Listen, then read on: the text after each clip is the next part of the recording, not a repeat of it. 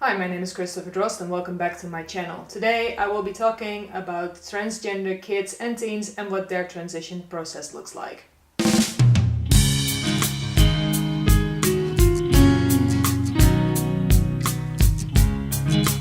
In an earlier video I mentioned that the process of transition looks different for adults and for teenagers and children. And today I'm going to talk a little bit more about that.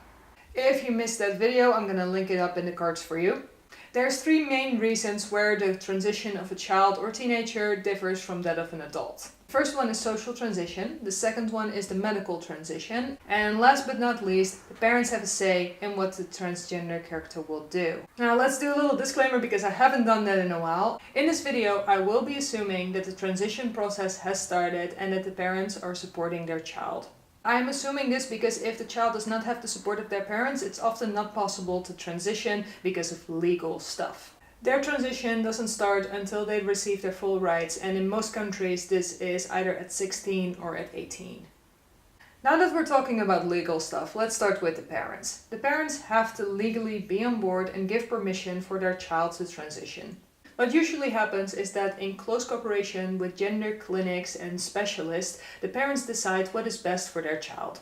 Something that is often forgotten is how much pressure there is on the parents from society. The parents are often viewed by society as guilty of the situation that has occurred or enabling mental illness from their child. And sometimes they're even blamed for pressuring their child into the opposite gender. A complication that can arise is when the child is from a broken home, so when the parents are divorced. Divorces are already a really complex situation, even when there is no transgender child involved. It's not uncommon for parents to fight over whether their child is transgender or not. And usually the parent which the child lives with will be supportive of the child, and the parent who doesn't really see the child will be unsupportive.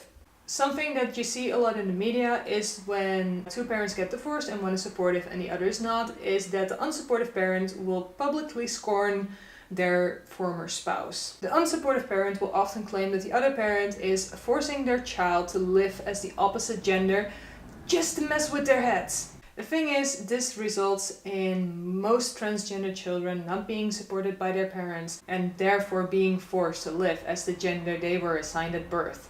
And the only thing that I can say is, it's always wrong to force a child to live in either gender if they are not feeling that. The child knows best, so listen to the child. When this situation occurs, there is a lot of fear-mongering and misinformation being spread about transition, and then specifically about the medical transition. But we'll get there in a second. Let's talk about the social transition next. Socialization of a child starts right at birth. Just think about how we wrap a little girl in a pink blanket, but a little boy in a blue blanket. By the way, for those who are wondering, my blanket was actually blue. To most parents, the gender of their baby is incredibly important. Just look at all the gender reveal parties out there. If you've watched my earlier videos, you already know my opinion on gender reveal parties. And while we're on that subject, I want to give a shout out to Nelly Gonzalez. She's a fellow author-tuber who recently made a video revealing the sex of her baby that is soon to be born, and she titled it a sex reveal video instead of a gender reveal video, which I am so proud of. Thank you, Nelly, again. The less time spent in a gender role that was assigned at birth to a child, the less influence this will have on said child. For example, a trans girl that will transition at the age of 7 will have 7 years less of male socialization than a girl that socially transitions at the age of 14. Now, a significant difference between children transitioning and adults transitioning is that when adults start socially transitioning, they will do it in one go most of the time. When it comes to children, this is done differently. Social transition comes in stages for them. During the first stage, a child will be allowed to express themselves as themselves at home. So, for example, a trans girl can start wearing dresses at home when she wants.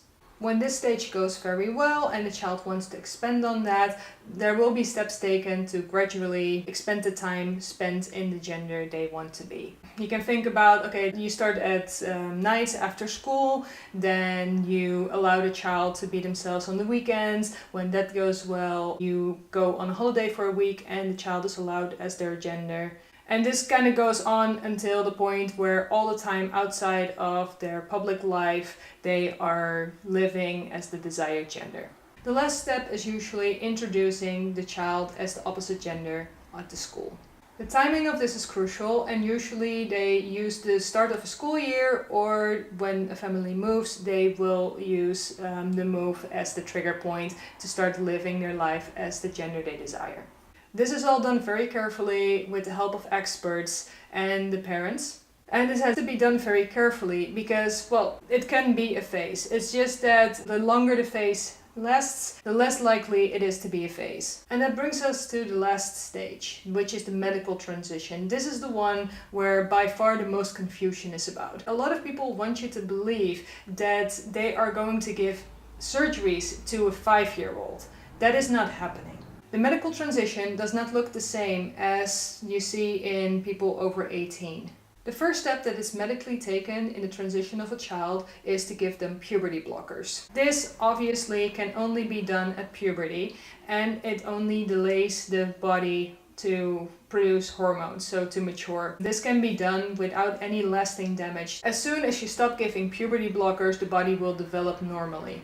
The only side effect that can occur, but absolutely does not have to, is a decrease in growth. And just to get it out there, I am pretty short too, and I never had puberty blockers, so it can happen to anyone. Usually puberty blockers will be started at 10 or 11 years old. After this, nothing really happens until about their mid-teens. This is the point where doctors will start to consider to give hormone replacement therapy, which means that for trans men there will be testosterone, and for trans women estrogen and a testosterone blocker. This is the same process as in adults. For adults, the surgery stage will start 6 to 12 months after starting their hormones. This differs from teenagers because in most countries you have to be 18 to get those surgeries. So let me be really clear. Nobody is giving sex reassignment surgery to a 5-year-old. No one.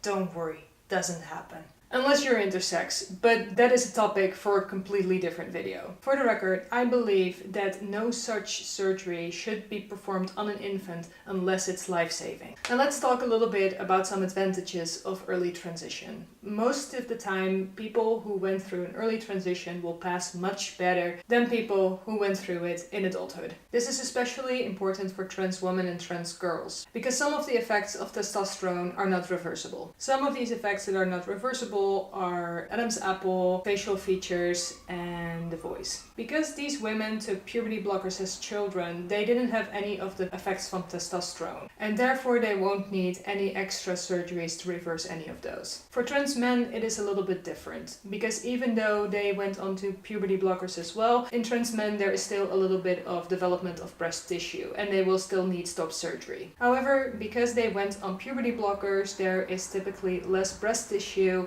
and therefore different types of surgery can be performed, which leaves them with less scarring. People who chose to go through early transition, generally speaking, have better results and less traumatic experiences. This is usually because they have less harassment, because they are passing better throughout their entire lives. However, their transition process can take up to 20 years because of all the waiting they have to do. That being said, let's go to the question of the day. What do you think about early transition after watching this video, and has your opinion changed? Let me know in the comment section down below. That's all I've got for you today. If you liked this video, please leave it a thumbs up, and while you're down there you can also subscribe to my channel for more content like this. I post new videos on Thursdays. Yep.